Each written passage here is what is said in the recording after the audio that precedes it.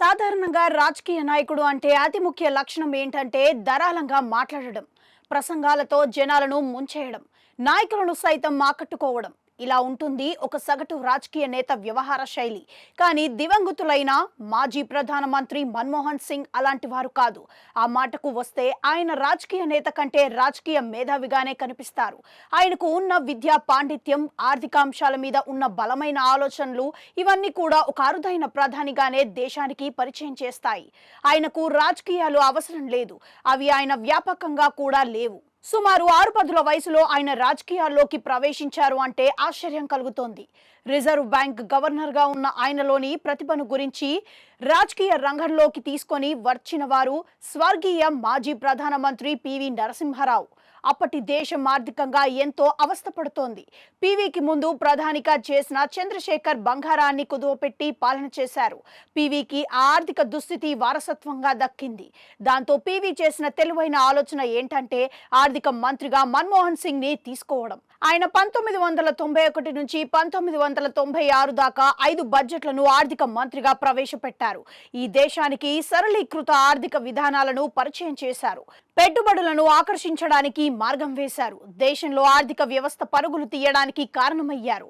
ఇక్కడ మరో విశేషం ఏంటంటే మన్మోహన్ సింగ్ ఆర్థిక మంత్రిగా ఉండడం దేశం జీడీపీ 10.5% నమోదు చేసుకుంది. ఇది ఆల్ టైమ్ రికార్డుగా కూడా ఉంది. అలా ఆయన దేశ ఆర్థిక రథాన్ని పరుగులెత్తించారు.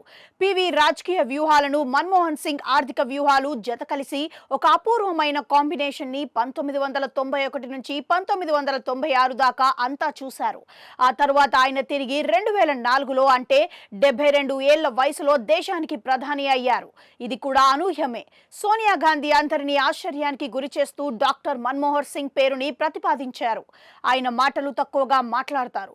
ఒక దేశ ప్రధాని నుంచి ప్రసంగాలను పూర్తి స్థాయిలో వినాలనుకునేవారు బహుశా మన్మోహన్ సింగ్ విషయంలో నిరాశ చెందినా ఆయన పనితీరులో మాత్రం వారంతా పూర్తి సంతృప్తితో ఉన్నారు అన్నది ఆయన 10 ఏళ్ల ప్రధాని బాధ్యతలతో రుజువైంది. ఆయన దేశానికి ఏమి చేశారన్నది ఒక ప్రశ్నగా వేసుకుంటే ఎంతో చేశారు అని జవాబుగా వస్తుంది. ఈ రోజు దేశం ప్రపంచంలో అతిపెద్ద ఆర్థిక వ్యవస్థగా 5వ ప్లేస్లో ఉంది. తొందరలో 3వ ప్లేస్లోకి వస్తుంది. దానికి కారణం మన్మోహన్ సింగ్ ఆర్థిక రంగంలో పరిచిన రాచబాటనే కారణమని చెప్పాల్సి ఉంటుంది. ఆయన నిరంతరం పనిచేసేవారు. ఆయన మాటలు మాత్రం పెద్దగా ఉండేవి కాదు. ఆయన మాట్లాడితే ఆనిముత్యాలు రాలినట్లే అని అనేవారు. అంటే అంత తక్కువగా సంభాషించేవారు. అది బహిరంగ సభ అయినా, కాంగ్రెస్ వేదిక జరిగే పార్టీ మీటింగ్ అయినా, లేక కేబినెట్ సమావేశమైనా, అధికారులు భేటీ అయినా క్లుప్తంగా ఉన్నది ఉన్నట్లుగా సూటిగా మాట్లాడటం మన్మోహన్ సింగ్ స్పెషాలిటీ. అందుకే ఆయనకు మౌన ముని అని పేరు. ఆయన పార్లమెంట్లో ఇచ్చిన జవాబు కూడా మృదువుగా ఉండేది. ఆయన రాజకీయ ప్రత్యర్థుల మీద వ్యంగ్య విమర్శలు చేసేవారు కాదు. వివాదరహితునుగా ఆయన ఉన్నారు. ఆయన రాజకీయాలలో తన వంతు పాత్ర వహించారు. దేశానికి ఏమి చేయాలో అది చేశారు. తన వంతు మేధో సంపత్తిని అంతా ఉపయోగించేవారు. ఆ రోజు దేశం ఇలా ఆర్థికంగా ముందుకు సాగుతుందంటే అది ఆయన ఘనత అని చెప్పుకోలేదు. తాను విధిని నిర్వహించాను అని ఒక నిష్కామ యోగిలానే వ్యవహరించారు.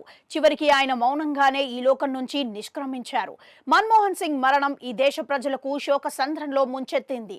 ఆయన అద్భుత ప్రసంగికుడు కాకపోయినా తన పనితీరులో, తన మౌన భాషతో ఈ దేశంలోని కోట్లాది మందికి కనెక్ట్ అయ్యారు అనడానికి ఆయన మృతి వార్త విన్నవారు అంతా కన్నీరు పెట్టడమే ఒక సాక్ష్యంగా చూడాలి.